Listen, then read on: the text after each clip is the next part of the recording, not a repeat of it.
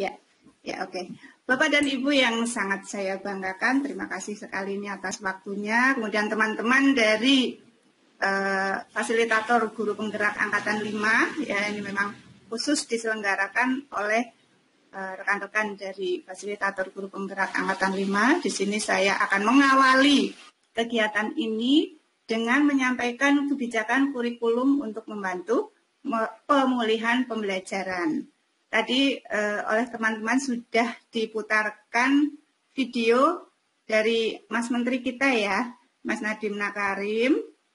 Di situ disampaikan bahwa kurikulum yang disampaikan oleh Pak Menteri ini apakah ganti menteri, ganti kurikulum? Ternyata bukan, ya, karena kurikulum prototipe ya, kurikulum yang ditawarkan oleh Mas Nadiem Makarim ini atau yang sekarang disebut dengan kurikulum prototipe ini ditawarkan untuk memberikan kemerdekaan kembali kepada guru. Ya, dan kurikulum ini sudah diterapkan sebagai uji cobanya itu di 2.500 sekolah penggerak di seluruh Indonesia. Nanti Pak Yusak, Pak Asmi, kemudian Bu Wenang itu akan bercerita tentang pengalaman-pengalaman beliau sebagai komite pembelajaran di sekolah penggerak beliau ya. Nah, seperti apakah kurikulum prototipe ini? Di sini dapat saya sampaikan bahwa kurikulum prototipe diberikan sebagai opsi tambahan bagi satuan pendidikan untuk melakukan pemulihan pembelajaran selama 2022 sampai 2024. Ya, kebijakan kurikulum nasional ini akan dikaji ulang pada tahun 2024 berdasarkan evaluasi selama masa pemulihan pembelajaran. Nah, di sini sudah saya ini kan juga lini masanya, ya, lini masa dari kurikulum yang sudah kita lakukan. Dari masa pra-pandemi, kita menggunakan kurikulum 2013. Kemudian pada masa pandemi 2020 sampai 2021, kita menggunakan kurikulum 2013 dan kurikulum darurat atau kurikulum 2013 yang disederhanakan. Kemudian pada masa pandemi tahun 2021 sampai 2022, kita menggunakan kurikulum 2013, kurikulum darurat, dan kurikulum prototipe di sekolah penggerak dan SMK pusat unggulan. Kemudian, yang selanjutnya adalah pada masa pemulihan pembelajaran, yaitu pada tahun 2022 sampai 2024, yang kita gunakan adalah kurikulum 2013, kurikulum darurat, dan kurikulum prototipe. Kurikulum ini ya, sebagai opsi bagi semua satuan pendidikan. Jadi Bapak Ibu, ini sebagai opsi, tidak ada paksaan ya, kalau untuk tahun 2022 sampai 2024. Nah nanti, pada saat tahun 2024 itu dilakukan penentuan kebijakan kurikulum nasional berdasarkan evaluasi terhadap kurikulum pada masa pemulihan pembelajaran. Jadi nanti dievaluasi lagi pada tahun 2024 akan digunakan kurikulum nasional yang mana, yang seperti apa. Itu nanti pada tahun 2024. Nah, benang merahnya itu seperti apa?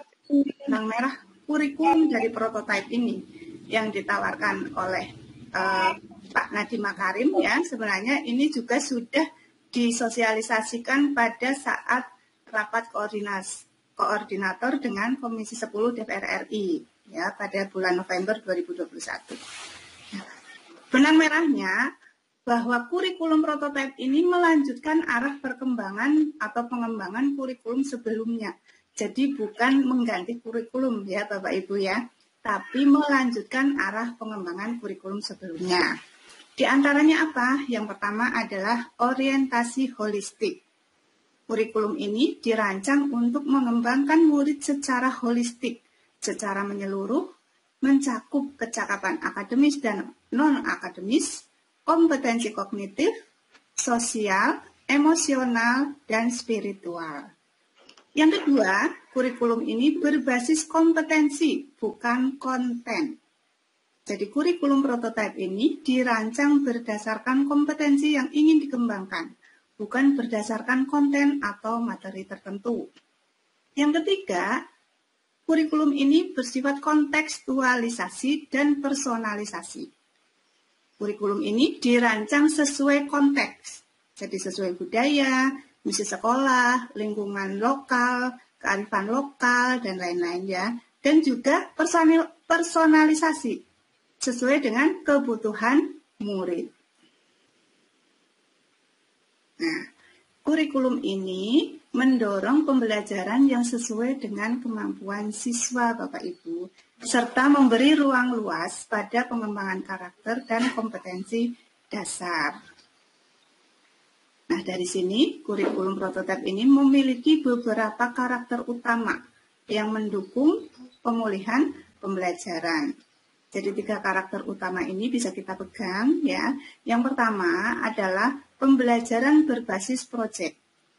Ini digunakan untuk pengembangan soft skill dan karakter. Jadi di sini karakternya adalah profil pelajar Pancasila ya Bapak Ibu ya. Kita tahu profil pelajar Pancasila itu ada 6 aspek ya atau 6 komponen. Di sini saya sebutkan iman, takwa, dan akhlak mulia, kemudian gotong royong, kebinekaan global, kemandirian, nalar kritis, dan kreativitas. Itu adalah 6 profil pelajar Pancasila. Yang kedua adalah fokus pada materi esensial, sehingga ada waktu cukup untuk pembelajaran yang mendalam bagi kompetensi dasar seperti literasi dan numerasi. Selanjutnya adalah fleksibilitas bagi guru untuk melakukan pembelajaran yang sesuai dengan kemampuan murid atau teach at the right level dan melakukan penyesuaian dengan konteks dan muatan lokal. Oke, kita bahas satu persatu Bapak Ibu. Sekarang adalah karakteristik utama yang pertama, yaitu pengembangan karakter. Bapak Ibu yang saya hormati, kurikulum 2013 sebenarnya itu sudah menekankan pada pengembangan karakter. Namun, belum memberi porsi khusus dalam struktur kurikulumnya. Nah, dalam kurikulum prototipe ini, struktur kurikulumnya itu 20-30% jam pelajaran digunakan untuk pengembangan karakter profil pelajar Pancasila melalui pembelajaran berbasis proyek. Jadi pembelajaran berbasis proyek ini sangat penting untuk pengembangan karakter ya, karena pembelajaran berbasis proyek ini memberi kesempatan untuk belajar melalui pengalaman. Yang kedua adalah mengintegrasikan kompetensi esensial yang dipelajari peserta didik dari berbagai disiplin ilmu. Yang ketiga adalah struktur belajar yang fleksibel. Kemudian, Kemendikbudristek itu juga sudah menyediakan atau menyiapkan 7 tema utama untuk pembelajaran berbasis proyek. Jadi nanti Bapak Ibu itu tidak perlu khawatir gitu ya. Nanti temanya apa saja nih, karena pemerintah sudah menyiapkan 7 tema utama. Yang dari 7 tema utama ini nanti bisa dikembangkan menjadi modul dengan topik dan tujuan yang lebih spesifik. Ya. Yang pertama adalah bangunlah jiwa dan raganya. Yang kedua berrekayasa dan berteknologi untuk membangun NKRI. Ketiga adalah Bhinneka Tunggal Ika, keempat gaya hidup berkelanjutan, kelima kearifan lokal, keenam kewirausahaan, dan ketujuh adalah suara demokrasi. Nanti Bapak Ibu tinggal memilih. Untuk selanjutnya nanti akan diterangkan atau dijelaskan dengan lebih rinci oleh teman-teman saya yang hebat nanti ya. Oke, sekarang kita ke karakteristik utama yang kedua, yaitu fokus pada materi esensial. Maksudnya apa? Bapak Ibu yang saya hormati, pembelajaran yang mendalam seperti diskusi, kerja kelompok, pembelajaran berbasis problem dan proyek ataupun yang lainnya itu akan memerlukan waktu yang banyak. Nah, materi yang terlalu padat selama ini Bapak Ibu materinya terlalu padat ya, itu akan mendorong guru untuk menggunakan ceramah satu arah atau metode lain yang efisien dalam mengejar ketuntasan penyampaian materi. Itu yang selama ini saya lakukan ya, karena materinya terlalu padat, jadi kita kebanyakan mengajarnya dengan ceramah satu arah gitu ya.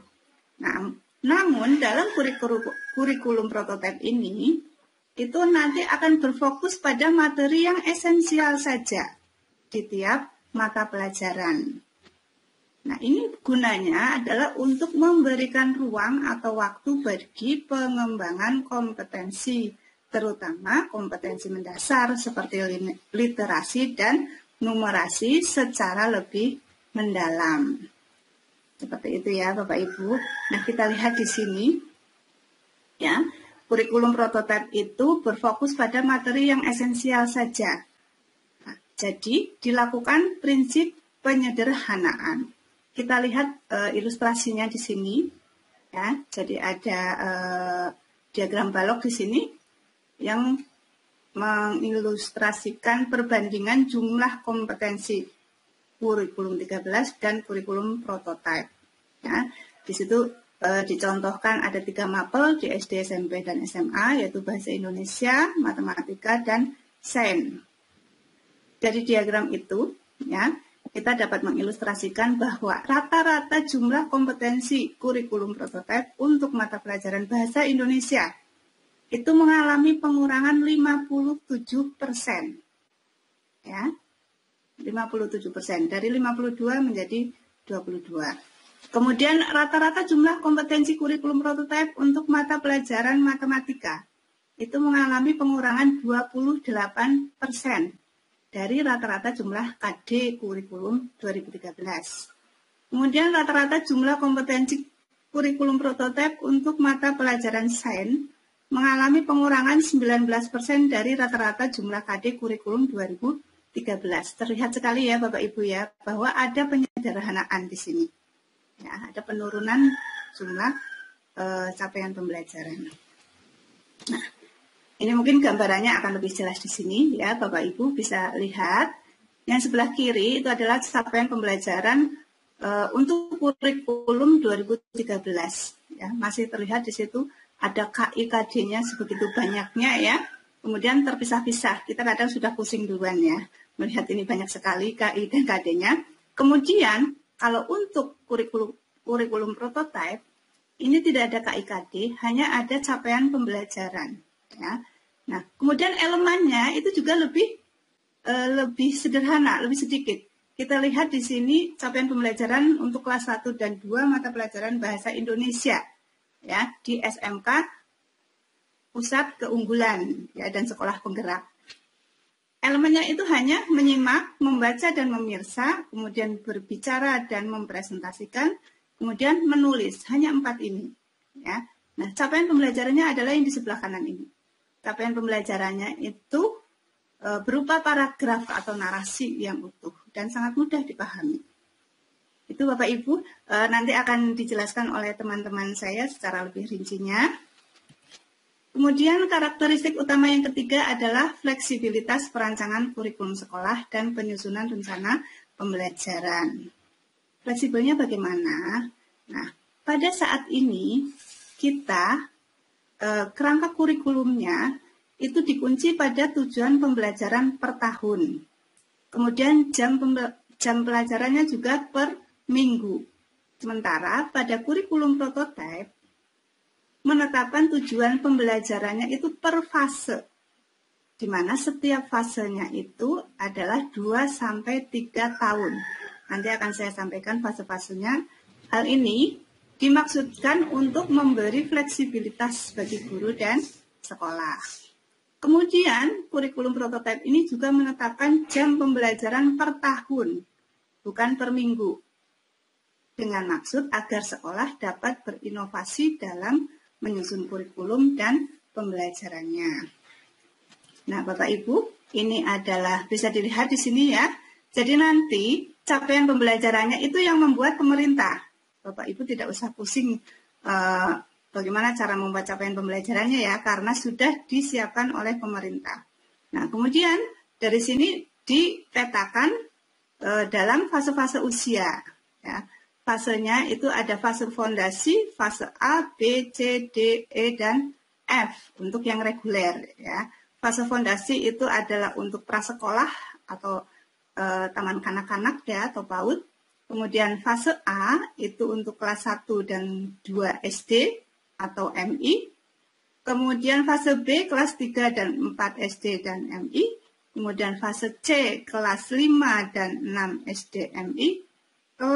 Fase D itu untuk kelas 7 sampai 9 SMP ya, atau MTS. Jadi SMP MTS itu fase D dari kelas 7 sampai 9. Kemudian fase E itu kelas 10 untuk SMA, SMK atau MA. Dan fase F adalah kelas 11 sampai 12 SMA, SMK, dan MA. Kemudian ini untuk pendidikan khusus ya. Ini untuk APK, anak berkebutuhan khusus, itu fasenya ada fase A, B, C, D, E, dan F juga ya. Tapi itu berbeda ininya sesuai dengan kebutuhannya. Nah, nanti ini juga akan diterangkan oleh teman saya nanti, Pak Yusak mungkin ya kalau tidak salah nanti. Nah, kita lihat kurikulum, karakteristik kurikulumnya di setiap jenjangnya. Dari PAUD, ya, kegiatan bermain sebagai proses belajar yang utama, itu tetap ya, tidak ada perubahan.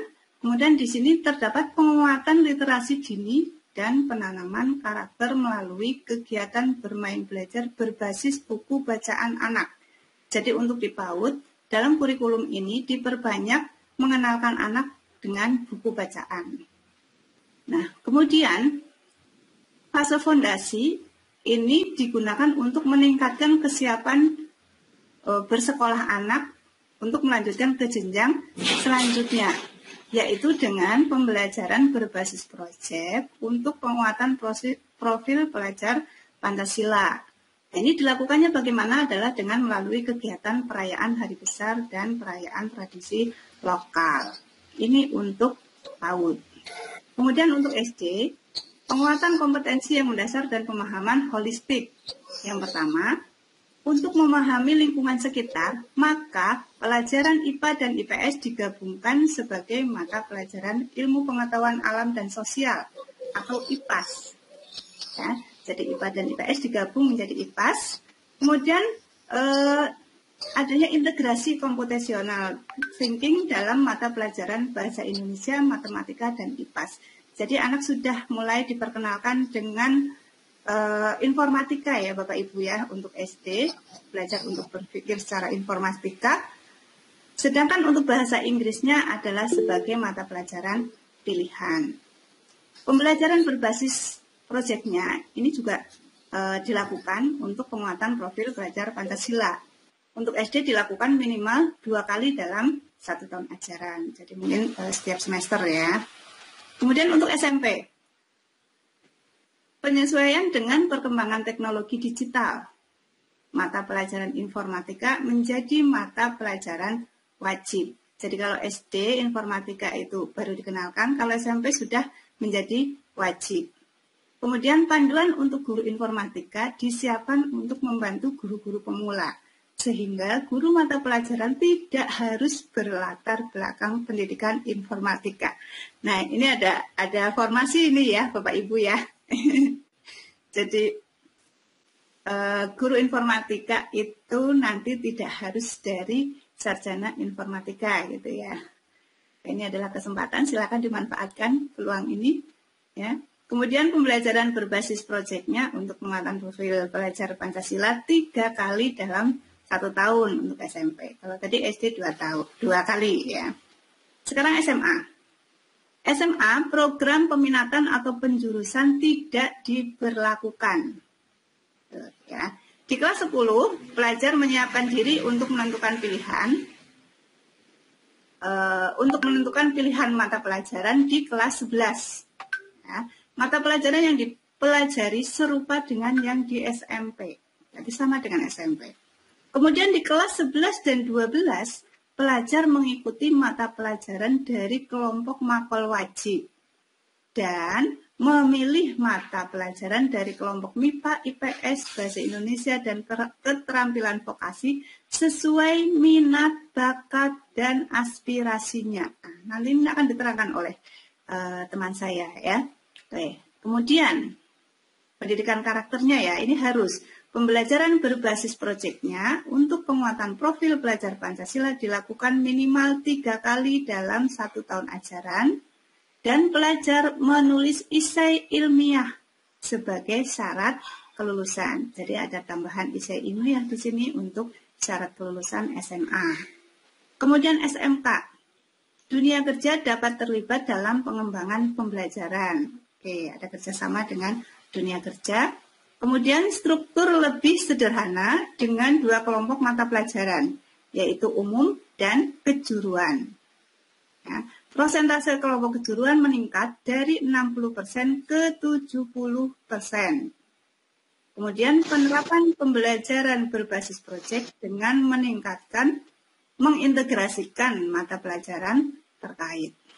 Kemudian untuk PKL-nya, PKL atau praktik kerja lapangannya itu menjadi mata pelajaran wajib minimal 6 bulan atau 1 semester.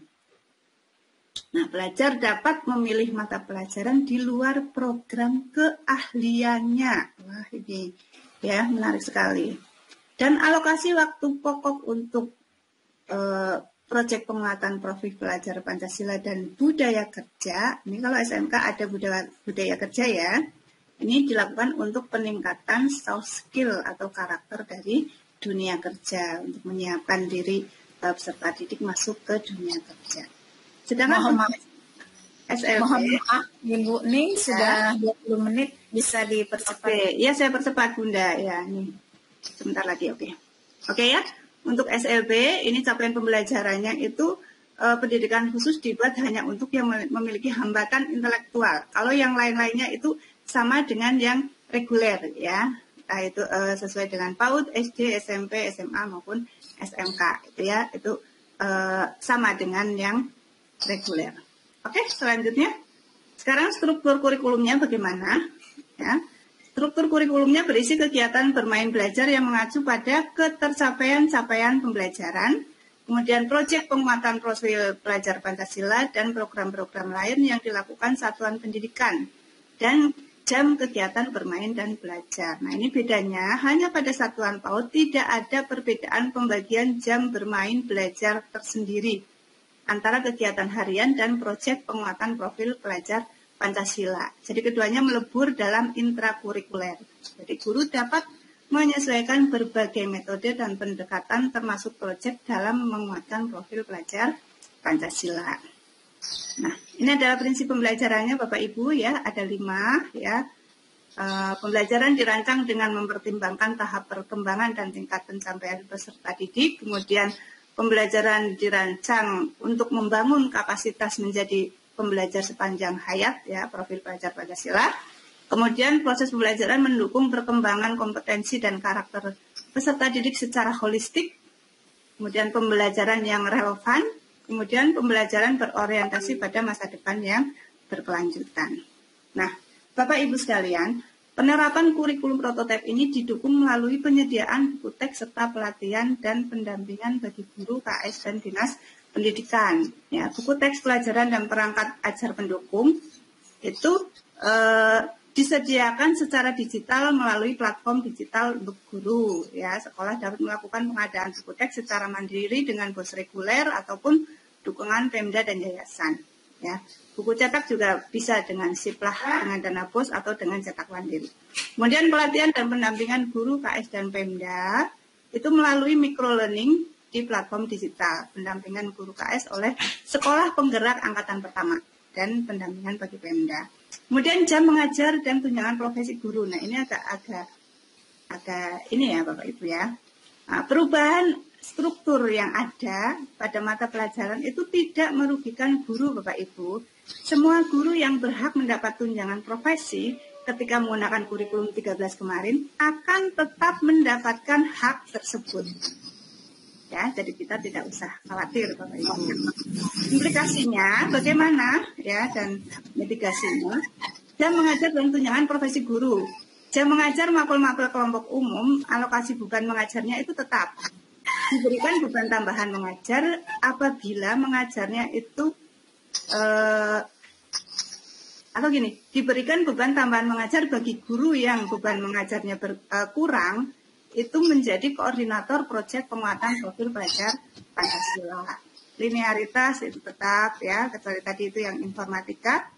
Kemudian kapasitas guru dan sekolah juga untuk menerjemahkan menjadi kurikulum sekolah dan pembelajaran itu diberikan dengan pelatihan dan pendampingan, juga menyediakan platform teknologi untuk guru belajar dan berbagi.